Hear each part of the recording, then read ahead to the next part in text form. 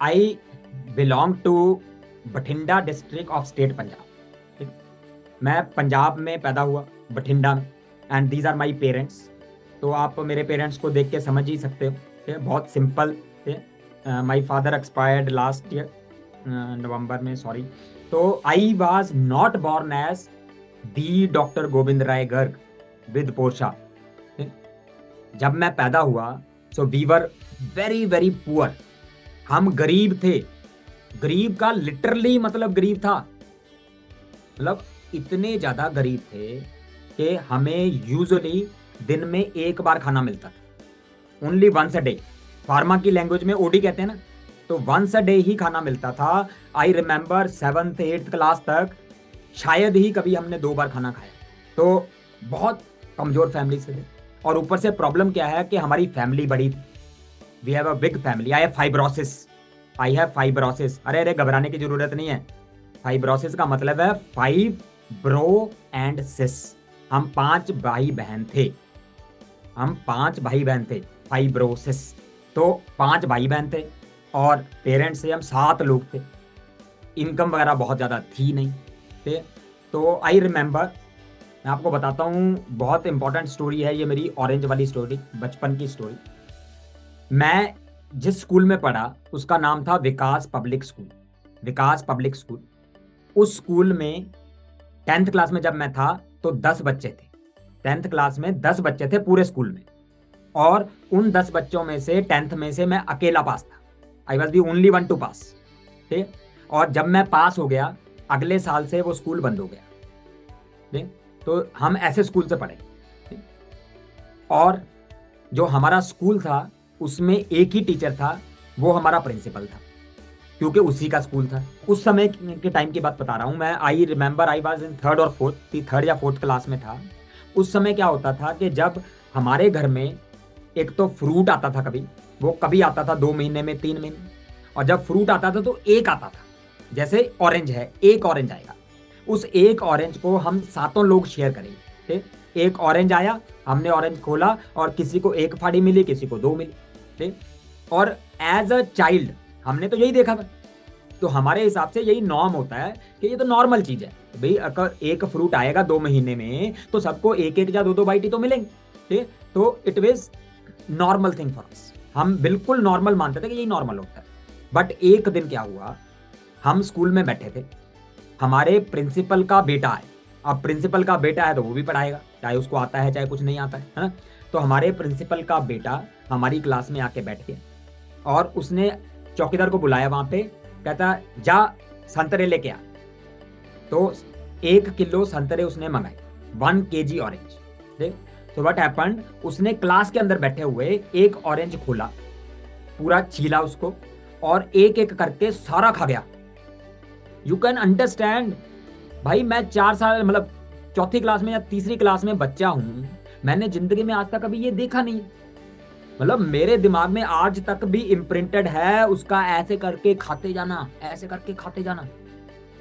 अभी तक इम्प्रिंटेड है। मैं आई कैन विजुअलाइज दैट अभी भी। ठीक है? मैंने कहा ये थोड़ी होता है यार। साला मतलब पूरा कौन खा सकता है? मतलब पागल है क्या, ये पूरा खा गया अकेला। बट वो रुका नहीं, उसने फिर दूसरा खोला, वो भी खा गया। तो हमारे सामने सामने 3 ऑरेंज खा। तो आज तक वो बात मेरे आंखों के सामने फिल्म की तरह चलती है। यू कैन अंडरस्टैंड कि हम किस दौर से गुजरे। फिर और बात बताता हूँ कि जब मार्च आता था, मार्च में सब बच्चों के एग्जाम होते थे। सब बच्चों के एग्जाम होते थे। तो सब बच्चे एग्जाम के बाद खुश होते थे। क्यों खुश होते थे? कि नई क्लास में जाएंगे, नई किताबें मिले, है ना। हम भी बहुत खुश होते थे। हम क्यों खुश होते थे? कि बाकी बच्चों को नई किताबें मिलेंगी और उन नई किताबों पे हम कवर चढ़ा के पैसे कमाएंगे और हम दिन में 2 बार खाना खाएंगे। सो लिटरली हमने वो कवाड़ी वाले काम किए हैं। हमने किताबें बनाई हैं, लिफाफे बनाए हैं, टू गेट जस्ट 1 एक्स्ट्रा। और ये सिचुएशन बहुत जल्दी नहीं सुधरी थी। इवन 11th 12th तक भी यही हाल थे। बट थोड़े थोड़े इंप्रूव होते गए थे। But these were the situation at my. फिर क्या हुआ, हमने जो स्टडी की है 10th तक, हमने 10th तक स्टडी पंजाबी मीडियम में की। आई वॉज फ्रॉम बठिंडा और पंजाबी मीडियम में पढ़ा है हमने। और हमने साइंस भी पंजाबी में पढ़ी। और इवन इंग्लिश भी पंजाबी में पढ़ी। ठीक, वैसे भी पंजाब में इंग्लिश तो रात को 10 बजे के बाद ही बोलते हैं ना। ठीक, तो हमने पंजाबी में सब कुछ पढ़ा। ठीक, अब क्या हुआ, जब मेरा 10th का एग्जाम हुआ, उसके बाद चूज करना था भाई क्या करें। नॉलेज तो भाई को शुरू से कुछ भी नहीं थी। ठीक, तो मेरा बड़ा भाई है, उसने मुझे ये बोला कि ऐसा कर, तू मेडिकल ले ले। ठीक, तो अपन बचपन से कॉन्फिडेंट है, जाकिर खान की तरह बचपन से कॉन्फिडेंट है तेरा भाई। वो कहता तू मेडिकल ले ले। मैंने कहा ठीक है, ले लेते हैं मेडिकल। हमने ले ली मेडिकल। अब जब मेडिकल की किताब आई, मीडियम इंग्लिश, आई रिमेंबर मैंने केमिस्ट्री की किताब खोली, पहला पेज खोला, कुछ समझ ही ना आए कुछ। मैंने डिक्शनरी रखी सामने, आई रिमेंबर मुझे एक पेज पढ़ने में कम से कम 2.5-3 घंटे लगते थे, बिकॉज हर एक चीज का मतलब देखना पड़ता था, because I had studied in Punjabi. अब इंग्लिश में पढ़ रहे हैं, कुछ भी समझ नहीं आता था। सो शुरू में 3-3 घंटे में एक पेज खत्म होता था। बट ग्रेजुअली ऑब्वियसली इंग्लिश के लफ्ज तो गिने चुने ही है ना, तो वैसे भी इंग्लिश जब समझ आ जाती है तो इंग्लिश चढ़ती भी अच्छी है ना। तो धीरे धीरे इंग्लिश समझ आने लग गई, तो फिर उसके बाद धीरे धीरे हम ठीक हो गए। अब प्रॉब्लम क्या थी कि जो बठिंडा है, अब उतना नहीं रहा, पहले अभी भी है, बट पहले, ये मैं बात बता रहा हूँ 95, 96, 97 की, Bathinda was hub of coaching, PMT की कोचिंग। उस समय ये आकाश, एलन, ये सब नहीं थे, फिजिक्स वाला ये सब नहीं थे। उस समय ना इंडिविजुअल कोचिंग हुआ करती थी, मतलब फिजिक्स का अलग टीचर, केमिस्ट्री का अलग टीचर, मैथ का अलग टीचर, जोलॉजी का अलग टीचर, बॉटनी का अलग टीचर। सो इंडिविजुअल टीचर हुआ करते थे। And the biggest problem was Bathinda was hub of coaching.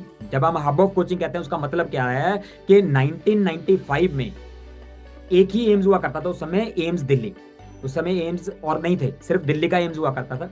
और एम्स दिल्ली में उस समय 34 जनरल सीट थी, 34, 34 सीटें थी।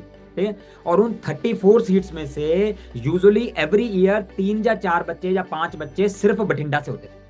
ठीक है, तो 95 में 5 बच्चे सिर्फ बठिंडा से, ठीक, एम्स में। तो अब अगर इतने बढ़िया टीचर थे, एम्स में सिलेक्शन इतने हो रहे थे, तो ऑब्वियसली उनके रेट भी ज्यादा। उस समय 95, 96 की बात है, एक सब्जेक्ट का दे यूज टू चार्ज 25,000, 20 से 25,000 के बीच में रेट था एक सब्जेक्ट का। आप आइडिया लगा सकते हो। अभी आपको लगता है कि सेरेबेलम आपको 15,000 में भी महंगा है पूरा, मेडिकल के 19 सब्जेक्ट। आज की डेट में उससे 30 साल बाद, उस समय एक सब्जेक्ट 25,000 में होता था उस समय। आज वो 25,000 जो है, एक सब्जेक्ट मेरे ख्याल से 3-4 लाख का होगा या ज्यादा ही होगा, है ना। और सबसे बड़ी प्रॉब्लम पता क्या थी, उनमें से 2 या 3 टीचर जो फेमस वाले थे, वो हमारी गली में रहते, जिस गली में हम रहते हैं उनमें रहते। तो बच्चे वहां पे, उनके इतने बैचेस होते थे, बेसिक सवेरे 6:30 बजे बच्चे आने शुरू हो जाते थे। 1-1 घंटे का बैच होता था, एक बैच आया, फिर 7:30 बजे दूसरा बैच, 8:30 बजे तीसरा बैच, पूरा दिन चलता था। पूरे फेमस टीचर्स थे वहां। तो हाँ, मिलेनियर तो कम कह रहे हो, पता नहीं क्या होंगे वो। ठीक, तो ऐसे चलता था। अब क्या था, जब हमने मेडिकल ले लिया, पढ़ने लग गया, ऑब्वियसली कोचिंग का तो कोई सवाल पैदा ही नहीं होता। जब संतरे तो 2 मिल नहीं रहे, रोटी 2 बार मिल नहीं रही, तो पॉसिबल ही नहीं है ना कि सोचें कि हम 25,000 रुपए देकर पढ़ाई करेंगे, वो भी एक सब्जेक्ट, है ना। तो कोचिंग तो हमारे आउट ऑफ क्वेश्चन था।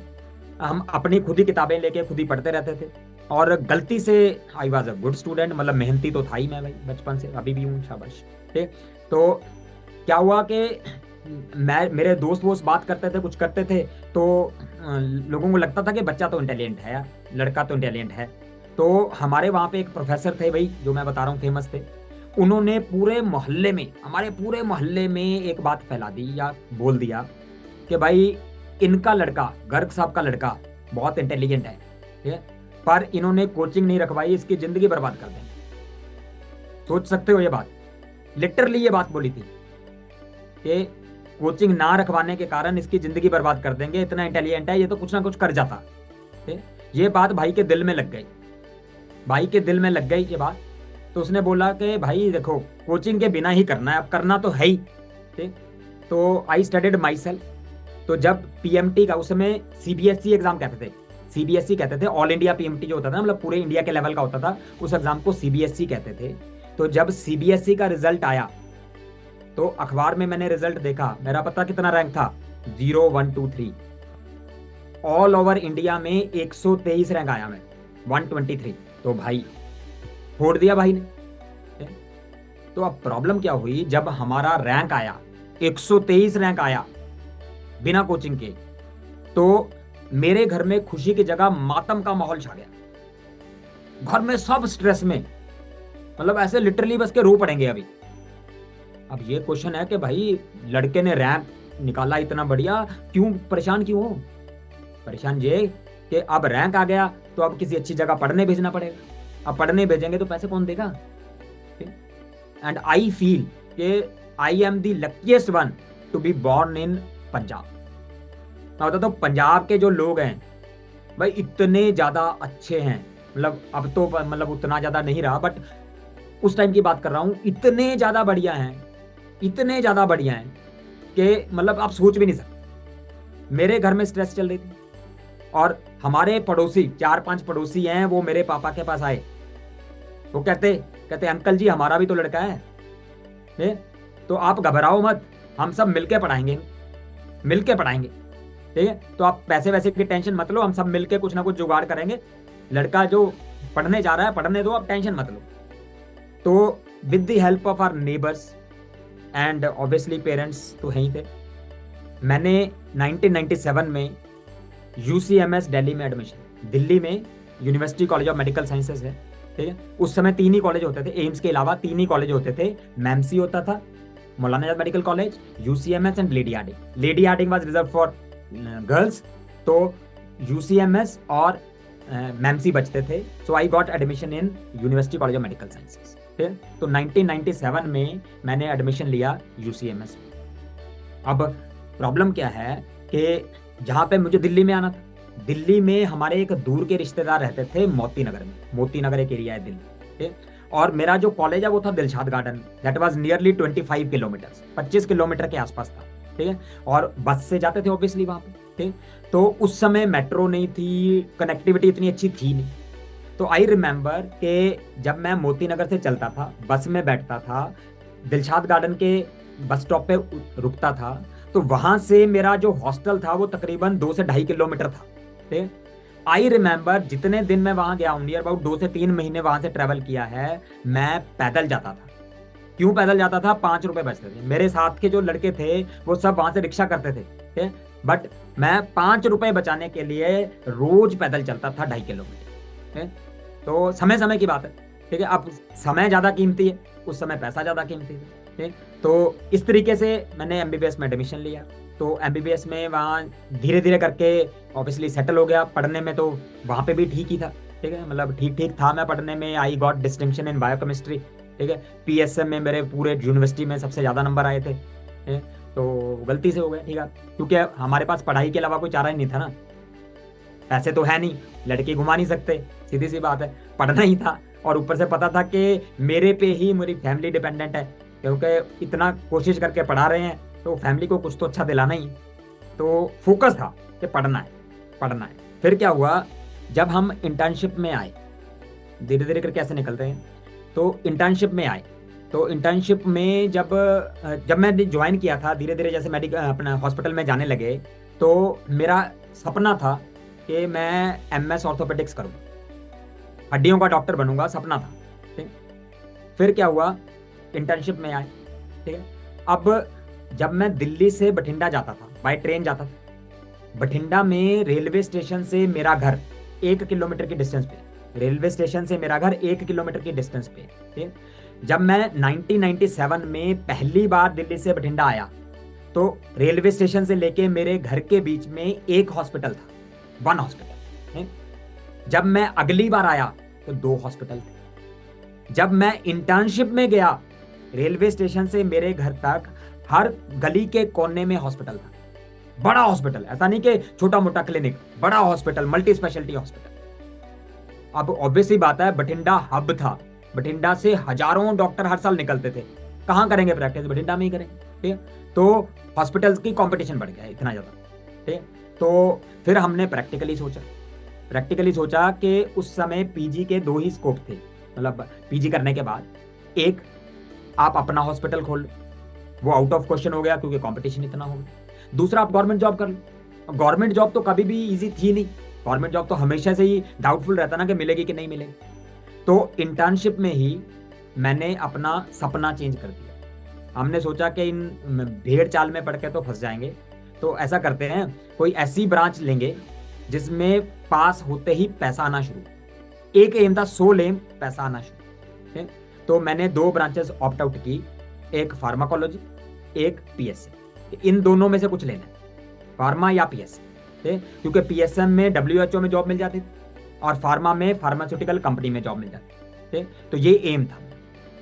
तो फर्स्ट अटेम्प्ट में, पीजी में फर्स्ट अटेम्प्ट में अपने कॉलेज के टॉप 10 बच्चों में होते हुए, यूनिवर्सिटी में भी एक आध सब्जेक्ट में टॉपर था, मैंने फर्स्ट अटेम्प्ट में अच्छा रैंक आने के बावजूद, क्लिनिकल मुझे मिल रहे थे, मैंने फार्मा उठा लिया फर्स्ट अटेम्प्ट। अब आपको नहीं पता, आज की डेट में फार्मा की वो उतनी बेचती नहीं है। उस समय, ये 2002 की बात है, 3 की बात, उस समय नॉन क्लिनिकल की, फार्मा की, बायोकेमिस्ट्री की, नॉन क्लिनिकल की 3-3, 4-4 साल तक सीटें खाली चली जाती थी, लोग उठाते नहीं थे। तो नॉन क्लिनिकल क्या करना, 1 साल और लगाएंगे, क्लिनिकल लेंगे। कई कई साल तक फार्मा की सीटें नहीं भरती थी। तो जब मैंने फार्मा उठाने की सोची तो आई वॉज वेरी फेमस। मैं अपने हॉस्टल में बहुत फेमस था।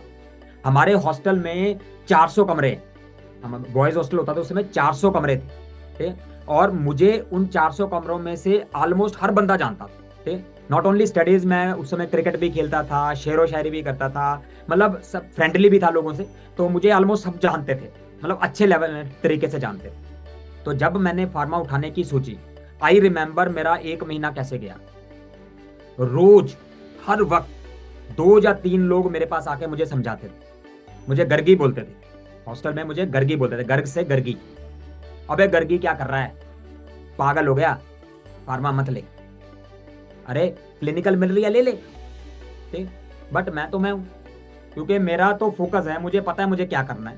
ठीक, तो मैंने किसी की नहीं सुनी। ठीक, और आज वो सारे दोस्त मेरे जितने, ऑब्वियसली देवर कंसर्न, वो सारे दोस्त जो मुझे कह रहे थे कि तू फार्मा मत ले, वो सारे कहते हैं यार मैं भी मेडिसिन की जगह फार्मा ले लेता। तो मतलब आई वॉज फोकस्ड। तो मैंने एमडी फार्मा उठा ली first attempt. This was the reason why I told you. ठीक है, कि this the reason was not कि मेरी चॉइस थी, मुझे अच्छा लगता था फार्मा, ठीक है, या मुझे पता था इसे स्कोप है। The simple reason was easy money. मुझे लगता था कि फार्मास्यूटिकल कंपनी में जॉब मिल जाएगी तो पैसा आना शुरू हो जाएगा। अब क्या हुआ, एमडी फार्मा उठा लिया। जब हमने एमडी फार्मा उठाई तो वहां पे फर्स्ट ईयर में हमने देखा 10 दिन, 15 दिन, 20 दिन, महीना, 1.5 महीना गए, अरे कोई काम ही नहीं है यार। क्या है, हफ्ते में 1 दिन छोटा मोटा ट्यूटोरियल लेना है और कोई लेक्चर है, तो 9 से 4 बजे तक डिपार्टमेंट में करें क्या। मतलब मैं लिटरली परेशान हो गया। मुझे लगा यार ये कुछ है ही नहीं करने को, मतलब खुद थोड़ा बहुत जो पढ़ लो, और तो कुछ है नहीं। आपको पता ही है फार्मा में क्या होता है काम, ठीक, तो थोड़ा बहुत रिसर्च कर लो। तो फिर मैंने सोचा कि यार ये ऐसे टाइम तो वेस्ट नहीं कर सकते अपना। ठीक, तो मैंने क्या किया कि सोचता हूँ कि क्या मतलब हेल्प कर सकता हूँ लोगों की, क्या कर सकता हूँ। ठीक, तो उस समय कोई भी फार्मा की ठीक किताब ही नहीं आती।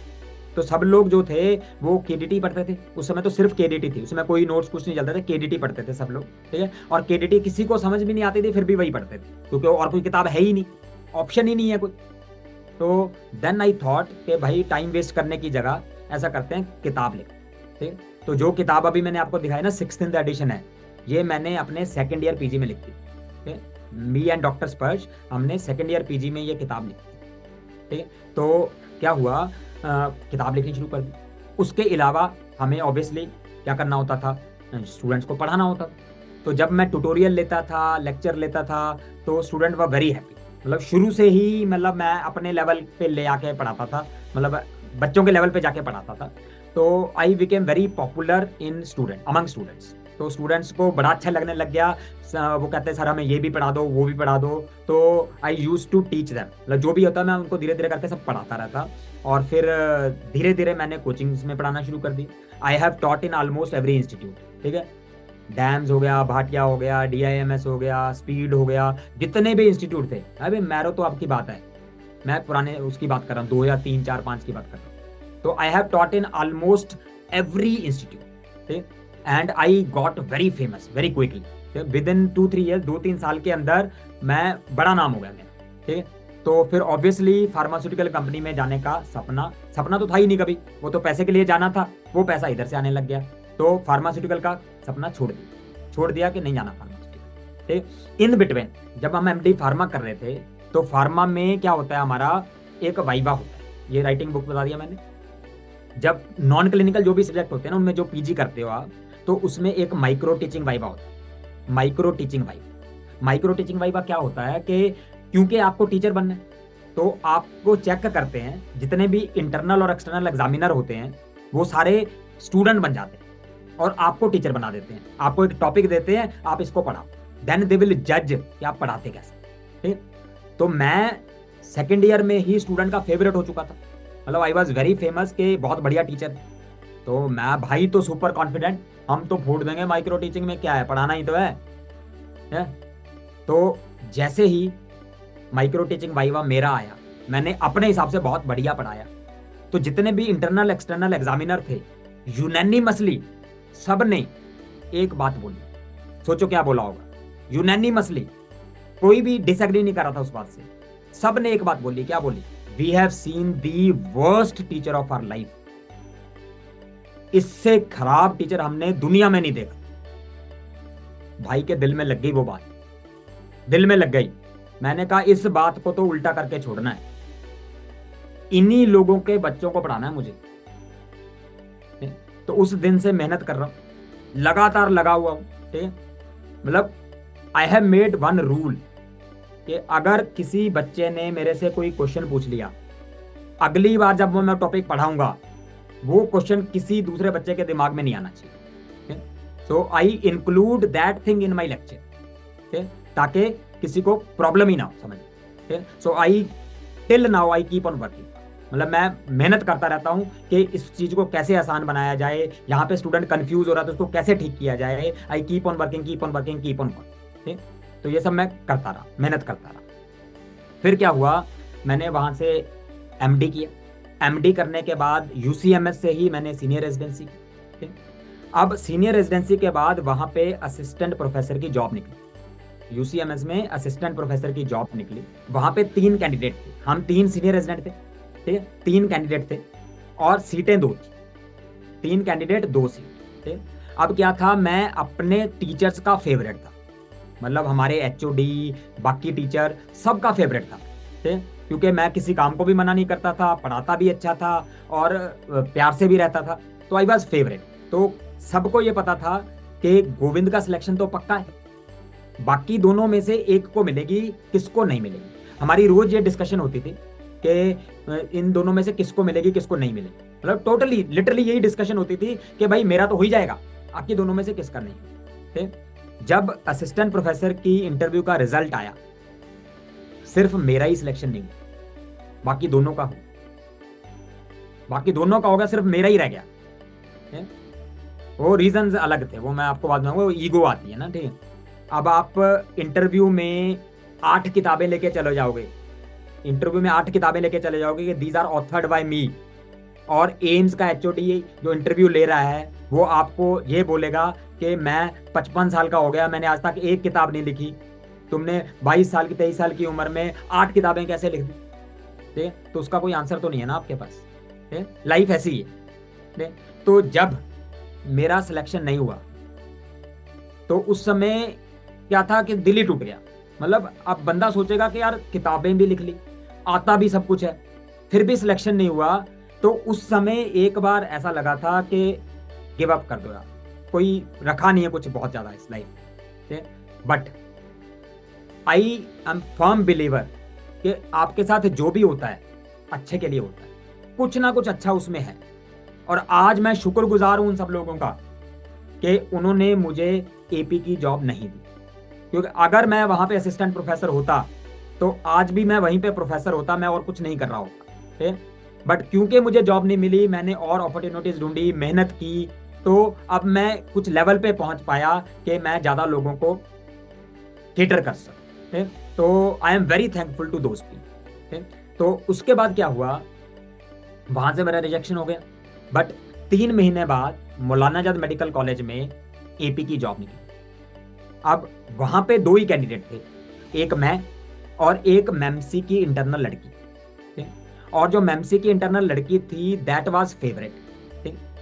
वहां पे एचओडी की फेवरेट थी, और जो सिनारियो यूसीएमएस में मेरा था वो सिनारियो मेमसी में उसका था। ठीक? तो ये 100% सबने मान रखा था कि जॉब तो उसी को मिलेगी, मैं तो एक फॉर्मेलिटी के लिए गया था। ठीक? तो आई थॉट कि मैं भी फॉर्मेलिटी के लिए जा रहा हूँ, मुझे भी पता था कि जॉब तो उसी को मिलनी। ठीक? तो वहां पे जब interview I, I don't remember कि ये कैसे हुआ, मतलब मेरी जिंदगी में इससे ज्यादा अच्छी इंटरव्यू मैंने कभी नहीं दी। ठीक? वहां पे इंटरव्यू लेने के लिए सफदरजंग के एचओडी और मेमसी के एचओडी बैठे थे। आई रिमेंबर मेरी इंटरव्यू तकरीबन 45 मिनट चली है। ठीक? उन्होंने 45 मिनट में कोशिश कर लिया, मतलब इट बिल्कुल क्लियर था उनकी बातों से कि इसको कहीं ना कहीं फंसा के ये कहलाना कि मुझे नहीं आता। ठीक? बट पता नहीं क्या था उस दिन, हुआ क्या था मुझे नहीं पता। उन्होंने मुश्किल से मुश्किल घुमा फिरा के पता नहीं क्या क्या कुछ पूछा, मुझे सब आता था, सब आता था। मतलब आज तक मैं हैरान हूं कि मुझे इतना कैसे आता था। ठीक? तो 45 मिनट्स के बाद जब मैंने किसी भी चीज पे ये नहीं बोला कि मुझे नहीं आता, मुझे सब आता है, मतलब सब कुछ आ रहा था, तो मेमसी की एचओडी ने मेरे को बोला कि अगर तुम्हें जॉब दें तो करोगे। तो मैं तो ऑब्वियसली मैं आई वाज थिंकिंग के मजाक कर रहे हैं। मैंने कहा हाँ, क्यों नहीं करेंगे। ठीक? तो आई वाज सिलेक्टेड, मैं मेमसी में सिलेक्ट हो गया एपी की जॉब के लिए। ठीक? तो उस समय उनको नहीं मिला जो मेरे कॉम्पिटिटर थे, बट लकीली आज वो मेमसी में प्रोफेसर है। ठीक है? तो आई एम बहुत शुक्रगुजार हूँ कि उसको बाद में मेमसी में मिल गया, and she is professor in MAMC में। ठीक? तो मैंने मेमसी ज्वाइन कर लिया। अब मेमसी ज्वाइन करते ही मैं वहाँ पे फेवरेट हो गए। वहाँ पे मैंने, आई रिमेंबर के मेमसी में 180 सीट्स थी उस समय जब मैंने ज्वाइन किया था। 2010 या 11 की बात है, 10 की बात है शायद। तो 180 सीट्स थी वहाँ पे। ठीक है? 2010 या 11 की बात है, 180 सीट्स थी। तो नॉर्मली जब मैं पहला लेक्चर लेने गया, उन 180 सीट्स में से 80 बच्चे बैठे होंगे, तकरीबन आधा खाली था, आधा हॉल खाली था। ठीक? मैंने कहा ठीक है भाई, प्रॉक्सी लगती है, मैं अटेंडेंस लेता भी नहीं था। मैं तो ये कहता था कि जिसने पढ़ना आओ, अटेंडेंस सबको दे दूंगा मैं। ठीक? जब मैं सेकंड लेक्चर लेने गया, लिटरली सेकंड लेक्चर लेने गया, तो 180 सीटें तो फुली थी, लोग जमीन पे बैठे थे नीचे। मतलब आई वाज सरप्राइज्ड कि भैया सीटें तो 180 है, ये जमीन पे बैठने वाले कौन लोग हैं। तो then I came to know के सीनियर्स आ गए हैं अटेंड करने, कि भाई हमने बड़ी तारीफ सुनी है, अटेंड करना है लेक्चर। मेरी कोई भी क्लास ऐसा नहीं था हाउसफुल ना गई हो। मेमसी में हर क्लास में सीनियर्स भी आके बैठ जाते थे। आई वाज मतलब अमेजिंग था। तो बहुत बहुत ज़्यादा पॉपुलर हो गया मैं मेमसी में। अब सबसे बड़ी दिक्कत की बात क्या थी कि मेरा जो रूम था मेमसी में, वो एचओडी के रूम के बिल्कुल सामने था, एग्जैक्ट सामने। अब क्या था कि मैं स्टूडेंट को कहता कि भाई किसी को कुछ पढ़ना है, कुछ पूछना, आ जाओ। अब मेरा रूम खाली ना हो, मेरे रूम में हमेशा 2 4 5 स्टूडेंट बैठे ही रहे। और प्रॉब्लम ये थी कि मेमसी में या किसी भी मेडिकल कॉलेज में क्या होता है, 10-12 टीचर होते हैं। ठीक है? पीजीज होते हैं, एपीज होते हैं, एसआर्स होते हैं, प्रोफेसर होते हैं, 12-13 टीचर्स होते हैं। ठीक है? और टोटल 100 घंटे पढ़ाना होता है साल में। तो जब अगर सबको डिवाइड भी करो तो मेरे को पूरे साल में 10 घंटे मिलते थे पढ़ाने। पूरे साल में 10 घंटे पढ़ाना था मुझे लेक्चर्स में। ठीक? तो मैं 10 घंटे पढ़ाता, अपना सिंसियरली पढ़ाता। अब बच्चे जो थे वो मुझे कहते कि सर अब बाकी भी आप ही पढ़ा दो। ठीक? मैं कहता ठीक है, आप मेरे रूम में आ जाओ, जो पढ़ना है पढ़ लो। अब मेरे रूम में तो कितने आएंगे, 2 3 5 आ जाएंगे। ठीक है? बट सारे बच्चे कह रहे हैं हमें तो पढ़ना ही आपसे। ठीक है? तो मैंने अपने एचओडी से रिक्वेस्ट की कि मैम आप हमें ज़्यादा लेक्चर्स दे दो। ठीक है? बट उनकी बात भी सही है कि वो मेरे को ज़्यादा क्यों दे। ठीक है? बात सब लोग हैं, सबको डिस्ट्रीब्यूट होंगे। तो पढ़ाना मैं भी चाहता था, बच्चे पढ़ना चाहते थे। तो मैंने बहुत बड़ा डिसीजन लिया, मेरी लाइफ का सबसे मुश्किल डिसीजन था ये। मैंने बच्चों को पूछा, मैं क्लास में बच्चों को पूछा कि क्या मेरे से पूरी फार्मा पढ़ना चाहते हो। यूनानिमसली आंसर आया हाँ सर। फिर मैंने दूसरा क्वेश्चन पूछा बनियों वाला, पैसे दे के पढ़ोगे। फिर यूनानिमस आंसर आया हाँ सर। ये बात सुनते ही मैंने नेक्स्ट डे मेमसी से रिजाइन कर। I resign from MC. 2 दिनों बाद I started taking coaching classes for undergraduate students outside. MAMC के पास ही एक ऑडिटोरियम लिया, वहां पे कोचिंग स्टार्ट किया। आई हैड 95 स्टूडेंट्स या 97 students in first batch. 97 student first batch में थे या 95 थे, आई फॉरगॉट दैट। उनमें से अराउंड 90 मेमसी के थे, एक लेडी हार्डिंग, एक एम्स, ऐसे दो तीन बच्चे इधर उधर से थे। 2 महीने में मैंने उनका सिलेबस खत्म कराया, 2 महीने में, क्योंकि मैंने जब रिजाइन किया था आई थिंक जुलाई थी और उनका फिर दिसंबर में एग्जाम होते। 2 महीने में मैंने उनका पूरा सिलेबस खत्म कराया। आई charge them 5000 rupees per student, पूरा सिलेबस खत्म कराया। एंड उस समय, ये 2010-11 की बात है, उस समय फार्माकोलॉजी में दिल्ली में डिस्टिंक्शन नहीं आती। यूजुअली 4-5 साल में कभी एक बच्चे की डिस्टिंक्शन आ जाती थी, बट उस बैच में से 4 डिस्टिंक्शन आई।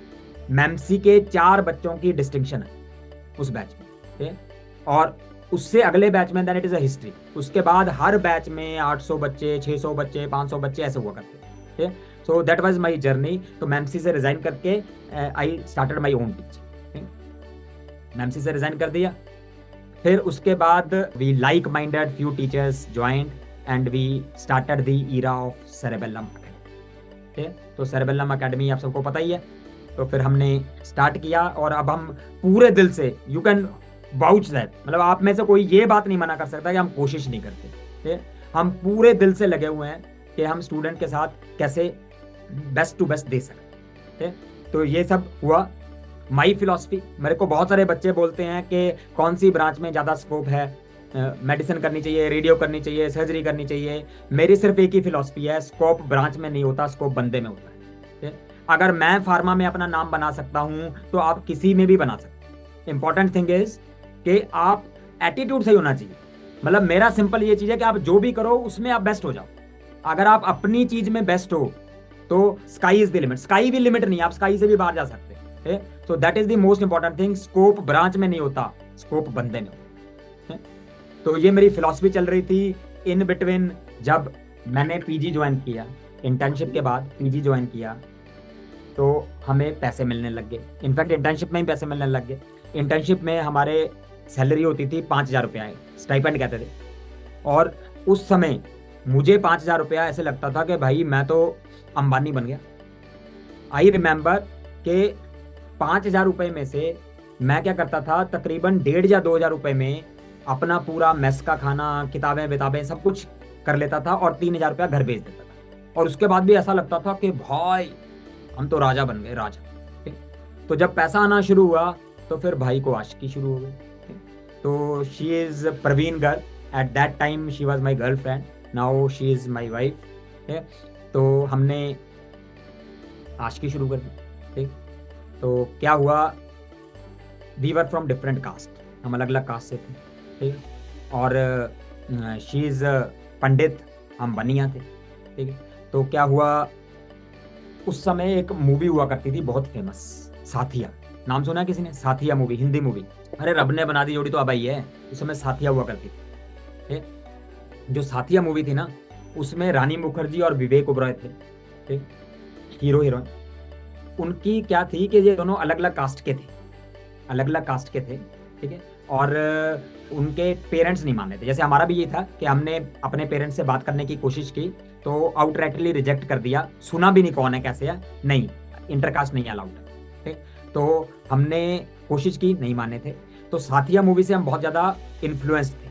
उस मूवी में हुआ क्या था कि रानी मुखर्जी और विवेक रॉय अलग अलग कास्ट थे, एक दूसरे को प्यार करते थे, ठीक, बट पेरेंट्स मान नहीं रहे थे। दोनों ने पेरेंट्स को मनाने की कोशिश की, पेरेंट्स माने नहीं। तो फिर वो क्या करते हैं, वो कोर्ट मैरिज कर लेते। कोर्ट मैरिज करने के बाद वो अपने अपने घर चले जाते हैं और अपने पेरेंट्स को मनाने की कोशिश करते हैं, ठीक। तो हमने भी एग्जैक्टली वही किया, हमने कोर्ट मैरिज कर ली और कोर्ट मैरिज करने के बाद वो अपने घर चली गई और मैं अपने हॉस्टल में आया, एंड वी ट्राइड कि हम अपने पेरेंट्स को मनाएंगे, बट ऑब्वियसली जो होना था वही होना था। पेरेंट्स नहीं माने, हमने बहुत ट्राई किया, नहीं माने। एक दिन मैडम के रोते रोते मेरे पास फोन आया कि, मैंने कहा क्या हुआ, क्यों रो रही हो? कहते मेरी तो एंगेजमेंट कर। मैंने कहा है? कहते हाँ, आज मेरे को वैसे देखने आए थे और साथ में रिंग भी पहना के। भाई अब क्या करें भाई। मैंने कहा ऐसा करो, तुम बिल्कुल नॉर्मल हो। अच्छा एक चीज़ मैं बताना भूल गया आपको, मैडम जो हैं she belong to Najafgarh. Najafgarh में भी inside a village which is very close to Haryana. ठीक है, हरियाणा के बॉर्डर स्टेट से है मैडम। और वहाँ पे एक बात बहुत कॉमन थी उस समय, ऑनर के लिए। उसमें सिर्फ ये होता था कि लड़की ने गलत कर दिया, लड़के ने गलत कर दिया, कोई बात नहीं, मार दो, मार दो, दैट्स नॉर्मल। ठीक है, मारना एक नॉर्मल बात है। ठीक है, कि इन्होंने हमारी सोसाइटी की नॉर्म खराब की है, काट दो गला, चला दो गोली। ठीक है, दिस वाज वेरी नॉर्मल। मतलब इसमें कुछ बुरा ही नहीं मानते थे कोई। ठीक है, भाई ऐसे थोड़ी कर सकता है कोई इंटरकास्ट शादी, मार दो। तो मैडम ने रोते रोते फोन किया कि मेरी तो एंगेजमेंट कर दी। अब मैंने उस मैडम को क्या बोला, मैंने कहा ऐसा है, बिल्कुल परेशान मत हो, घर पे तो बिल्कुल नहीं दिखाना कि परेशान, तुम बिल्कुल नॉर्मल रहना अपना। ठीक है, ऐसे रखना कि जैसे ठीक है तुम्हारी मर्जी से ही हुआ। ठीक है, नॉर्मल रहो और सुबह अपनी ड्यूटी पे आ जाओ बस। She was working in Najafgarh, she was A staff nurse eight that time. ठीक है, तो मैंने उसको बोला अपनी ड्यूटी पे आ जाना सुबह। तो ठीक है, वो सुबह अपनी ड्यूटी पे आई। मैं अपने दोस्त की बाइक लेके नजफगढ़ गया, उसको ड्यूटी से बिठाया रेलवे स्टेशन, रेलवे स्टेशन से डायरेक्ट बठिंडा, सीधा बठिंडा पहुंच। अब बठिंडा पहुंचे, पेरेंट्स ने दरवाजा खोला, देखते ही एकदम से उनको तो शॉक लग गया, हमारा 50 लाख गया, 50 लाख गया। ठीक, भाई इतनी कीमत हुआ करती थी उस समय डॉक्टर की, है ना, बनिए हम लोग भाई, हम बिकते हैं, प्रॉपर बिकते हैं, है ना। तो बट ऑब्वियसली डॉक्टर बेटा था, घर से भी नहीं निकाल सकते थे ना। तो अब क्या करना पड़ा, उनको एक्सेप्ट करना पड़ा। वो कहते ठीक है भाई, अब जो कर लिया कर लिया। ठीक है, तो उन्होंने एक्सेप्ट कर लिया।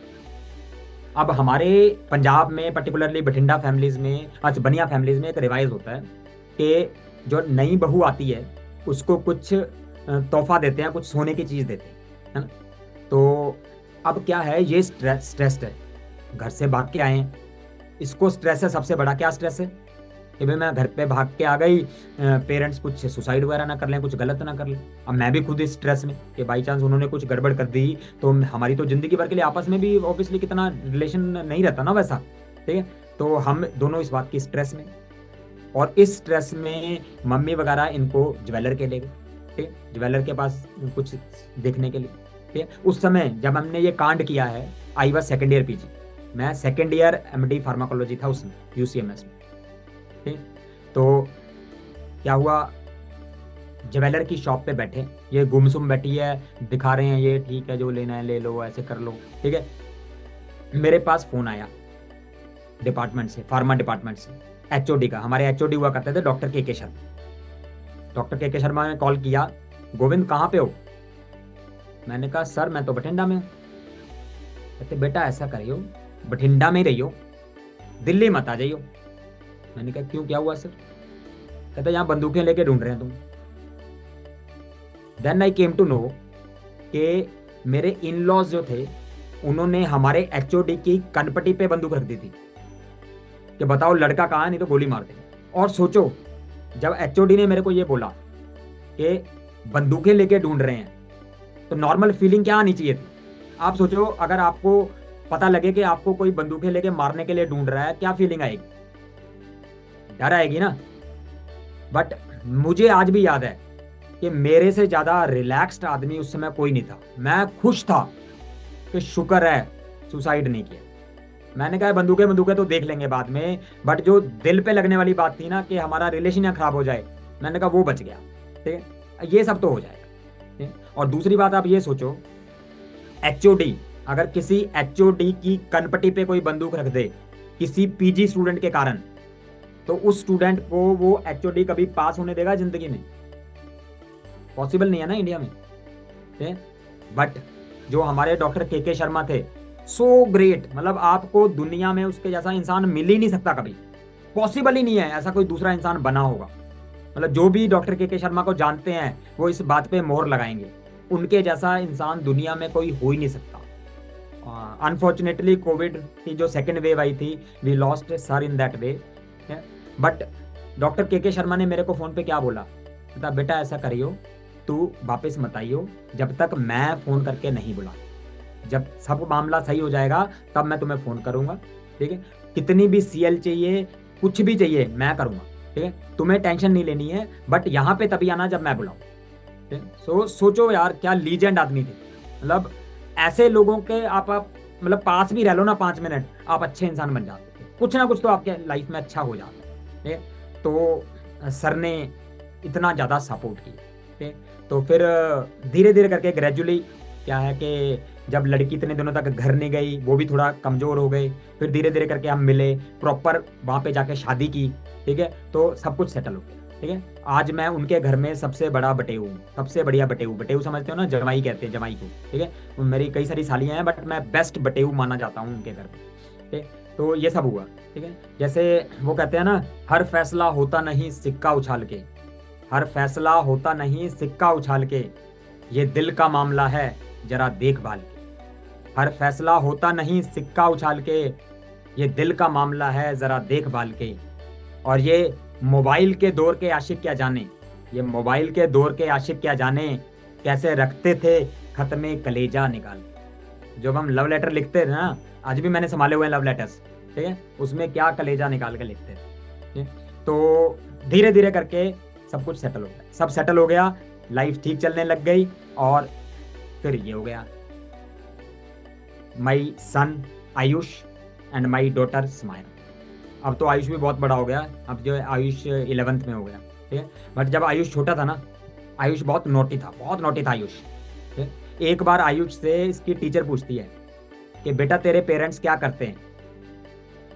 उसने क्या आंसर दिया, कहता मैम मुझे क्या पता, मुझे तो जल्दी सुला देते हैं। वैसी बात है, जल्दी सुलाना पड़ता, नहीं तो समारा कैसे होती है ना। तो दीज आर माई किड्स, तो दैट इज माई स्टोरी।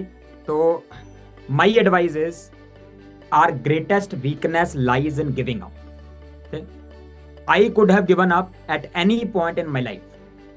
मैंने जो लाइफ देखी है, मतलब लिटरली आप इमेजिन नहीं कर सकते, मैं किसी भी समय गिव अप कर सकता था, बट आई हैव नॉट। और मैं यही चाहता हूं कोई भी गिव अप ना करे, क्योंकि सपोज आपको एक ताला खोलना है और आपके पास चाबी का गुच्छा है, ठीक है। आपने पहली चाबी लगाई नहीं खुला, दूसरी लगाई नहीं खुला, भाई किसी ना किसी से तो खुलेगा, लास्ट से तो खुलेगा।